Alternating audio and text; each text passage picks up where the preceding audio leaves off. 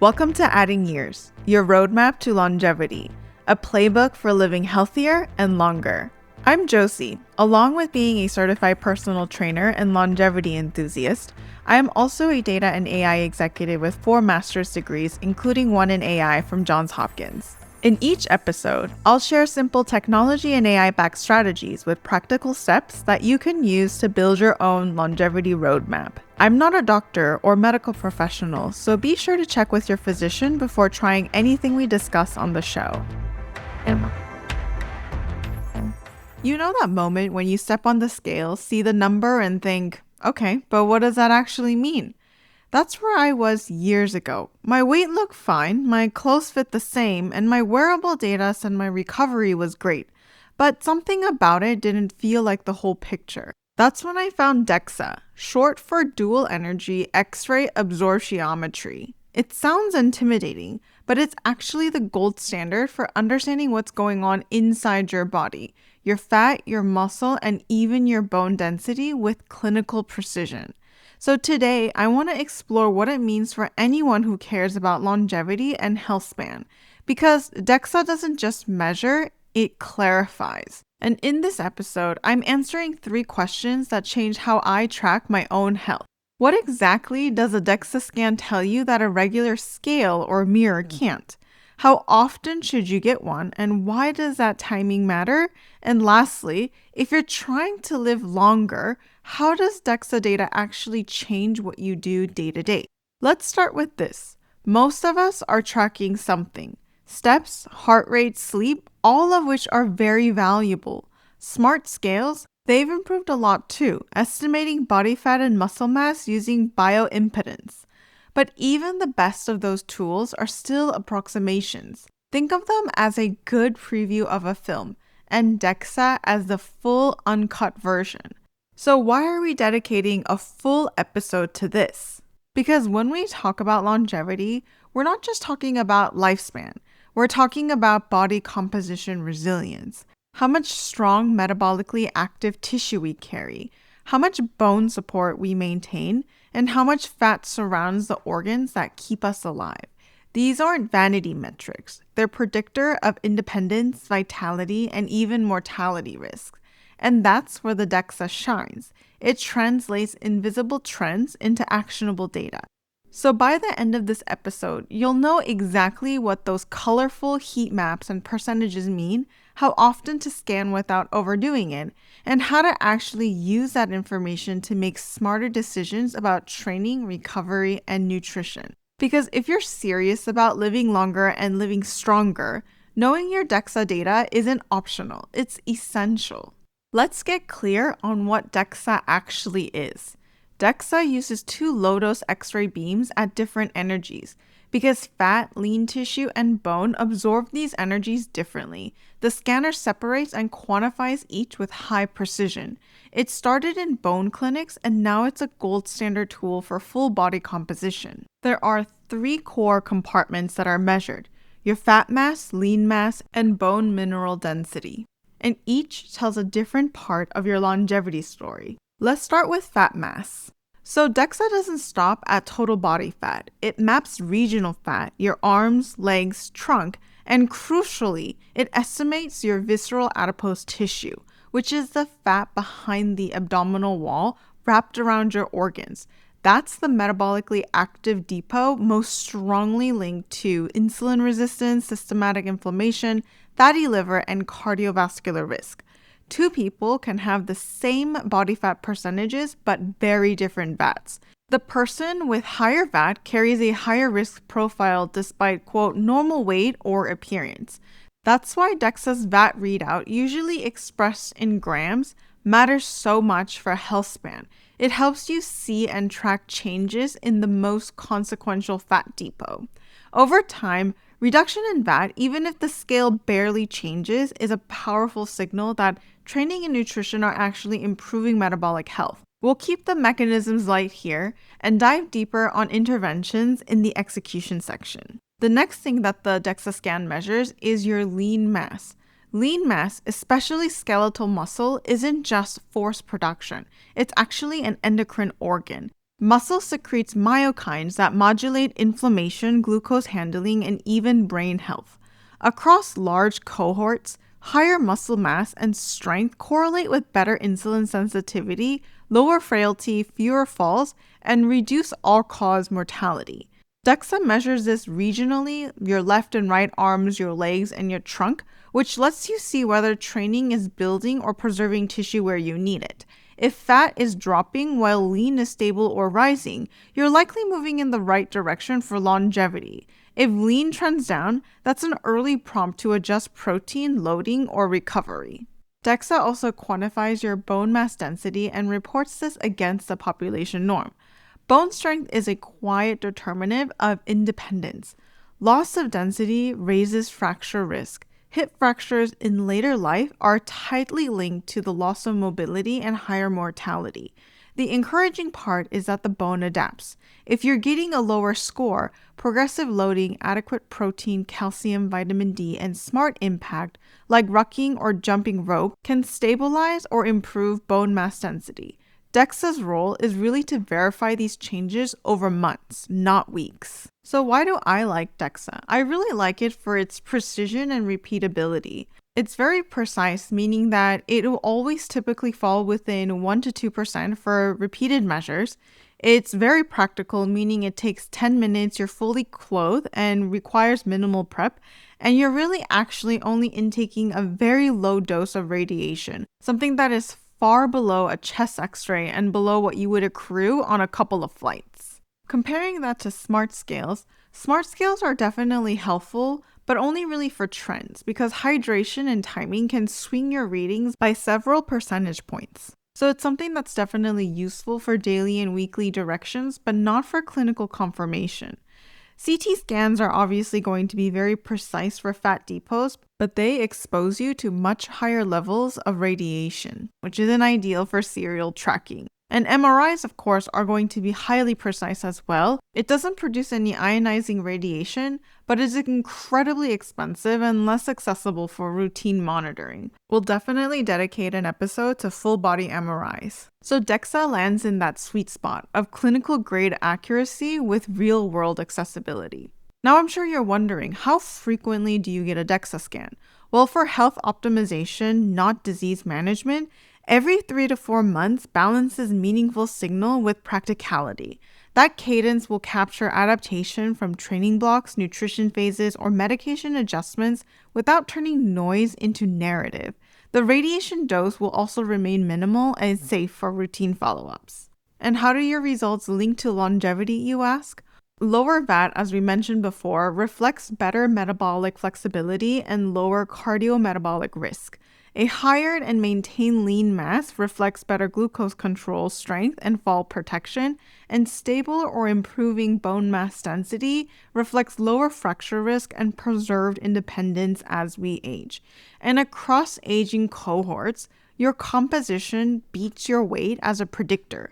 How much resilient tissue you carry and where maps better to outcomes than the number on your scale. But remember, DEXA isn't a grade. It's a baseline and a trend line. It shows you where you stand and whether you're moving towards a stronger, more durable version of you. Okay, so now we've discussed what a DEXA scan is and what it actually measures. Now, when that DEXA report arrives, what do? Before you even get into the numbers. For me, I always give myself a minute before opening it because it's really not just numbers. It's a reflection of what the last few months look like for me, how I trained, how I ate, how I slept, and how I handled stress. It's really easy to jump straight into the green or red zones, but I treat it more like a conversation, saying, okay, what are you trying to tell me this time? This is a mindset that I feel where the real execution starts. So once I have that, the first thing I look for isn't the best or worst number. It's really the trend. Did my muscle hold steady? Did visceral fat shift? Did my bone density tick up or flatten out? Because direction, not perfection, tells me whether my daily routines are actually working or not. If the story is my lean mass dipped, that points to a gap in strength stimulus or recovery. If it's visceral fat crept up, that's probably stress, sleep, or late night food snacking. And if my bone density stalled, It usually means that I've been sitting too long between strength blocks. And each clue directly connects to a habit that I can influence. So a few examples of how this is translated into real life. When visceral fat is high, the fix isn't really punishment, it's rhythm. Add more steady movement to the week and simplify nutrition. More whole foods, fewer mindless calories, and consistent sleep. Stress management matters as much as diet here, and I treat long walks and better bedtime routines as metabolic training. If bone density is low, it's all about load and nutrients that support repair. I think of it as reminding my bones that I still need them. That means weight-bearing work, rocking squats, climbing stairs, and paying attention to what I eat afterwards. If my meals are light on protein or calcium-rich foods, I adjust. I might even consider supplements that fill those gaps, but I decide based on context, not panic. And lastly, when lean mass is low, the signal is really to train smarter but not necessarily harder. I look at whether my workouts are too cardio heavy or whether I'm eating enough good quality protein or whether the recovery is the missing piece. Sometimes the answer is simply rest. And these are gentle course corrections that I make, not overhauls. And rather than guessing what I should do, I hand the data to my quietest, most rational partner, AI. I upload the full DEXA report into my workspace along with my recent training log, recovery scores, and a few notes about diet and stress. Then I ask, compare the scan with my previous ones and highlight what changed most. What behaviors might explain those shifts? It never tells me what I should do, it just shows patterns. Maybe lean mass increased during heavier lifts, but sleep declined. Maybe visceral fat dropped in months when I walked more and traveled less. Seeing that cause and effect in writing keeps me objective. It's like having a data mirror that speaks in patterns instead of emotions. And once I understand the pattern, I make one small change and treat it like an experiment. If it's high VAT, I focus on daily movement and calmer evenings. If it's low bone density, I schedule weight-bearing sessions and make meals more supportive. And if it's lean mass loss, I adjust my strength frequency and consider increasing protein and select supplements that aid recovery. Then I live normally for a few months and let the next scan confirm whether that tweak mattered. No obsessing and no micromanaging, just steady iterations. Up next, I'll share how this approach played out in my own scans, the adjustments that worked, the ones that didn't, and what surprised me most about how fast the body adapts once you start listening. Because data is only valuable when it becomes story, and story is what keeps us consistent. I started getting DEXA scans about 2 years ago, and 6 scans later, I can say with full confidence, nothing has shown me progress more clearly. My first scan was a bit of a reality check. I climbed into the DEXA scanner thinking that I was pretty healthy, but the scan told me a more nuanced story. My total body fat was within normal range, but higher than ideal for my goals. My lean mass was strong up top, but lighter in my legs. My visceral fat, thankfully, was very tiny, but my bone density was borderline low for my age. The good news to me was that my metabolism was efficient and visceral fat minimal, but that I needed to build more muscle, strengthen my bone, and redistribute my body fat for long-term durability. That first scan really became my baseline. It was a true nudge to become more intentional. I will admit that in the first 24 hours, I did go into a bit of a panic, but I didn't overhaul everything. I started layering and tried to be more committed to what I was doing and dropped the excuses. 3 resistance training days per week was non-negotiable. Rucking 2 to 3 times a week with a weighted backpack in place of my normal evening walks, and having more intentional recovery sessions with real sleep, not catch-up sleep, and making sure that I had protein with every meal and I hit my goals of 1 gram per pound. Each scan after this was to tell me whether those habits were turning into a structure and whether I was working hard enough. And after about 2 scans later, the data spoke. My body fat was down, my lean mass was up, and my biggest concern, my bone density, was up as well. There wasn't any massive transformation. It wasn't a number in the teens percentage of changes, but it was still directional in the right way. And 2 years later, the trend is still consistently tracking in the right direction. So, how do I feel now? Well, physically, I think I look a little better, different from 2 years ago, but I mostly feel different in ways that matter. My energy is more steadier, I have a stronger grip, a balanced posture, and my recovery has gotten reliably better. The scale only moved a little, yet my composition has rearranged completely. And that's the magic that DEXA captures that mirrors and smart scales will miss. So the DEXA scan is really my checkpoint on my road to longevity. Every scan is a conversation between effort and outcome, my body telling me what is working and what is not. Now, when I lay down on that scanner bed, I don't wonder if I've done enough. I already know because the data simply confirms it. And by now, you know what a DEXA scan does. But let's talk about what it doesn't, because in between internet advice and gym folklore, there's a lot of confusion wrapped in the confidence. Myth 1. DEXA is just an expensive fancy scale. Nope. Smart scales estimate body fat through electrical signals in water. DEXA measures actual tissue composition using dual energy x-rays. It separates bone, fat, and lean mass to the gram. If a smart scale is a weather app, DEXA is a satellite image. Myth 2. The radiation is dangerous. It really isn't. A full body DEXA delivers less radiation than a flight from Los Angeles to New York, about 1/15th of a dental x-ray. You need daily scans for decades to approach risk levels. So yes, you can safely lie under the scanner and still board your next flight. Myth 3. The numbers change too much to trust. Well, they change because you do. Hydration, glycogen, and timing can nudge results, which is why consistent conditions matter. Same machine, same time, same hydration. And suddenly, DEXA becomes remarkably repeatable. My 2-year data set is proof. The trend lines are clean and calm. Myth 4. It's only for athletes. DEXA actually started in clinical research, mainly osteoporosis studies in women.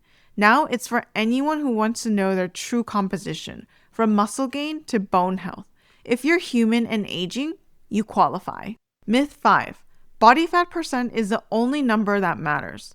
That's like grading an orchestra on the string sections. Body fat percentage, lean mass, visceral fat, and bone density all work together. Two people with the same fat percent can have very different health outcomes depending on where that fat lives and how much muscle supports it. Always read the full composition, not just the headline. And lastly, myth 6. Bone density doesn't change after a certain age. Bone is a living tissue that remodels when stressed. Weight-bearing work and proper nutrition can move the needle at any age. I've watched my own T-score climb over time, my quiet proof that bones are still listening. The DEXA isn't about vanity, it's about verification. It's the calmest truth you can get about what's changing beneath the surface, and that truth turns effort into confidence.